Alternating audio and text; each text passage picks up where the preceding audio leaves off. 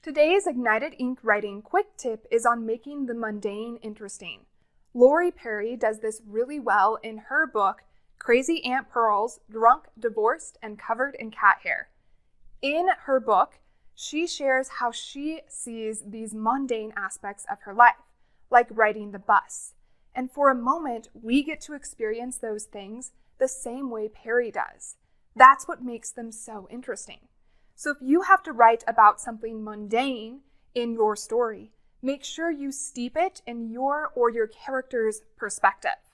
To learn more about this, check out my latest YouTube video, Crazy Aunt Purl's Drunk, Divorced, and Covered in Cat Hair, How to Go from Blog to Book. I'm Caitlin Burvey, editor and writer. Good luck igniting your ink.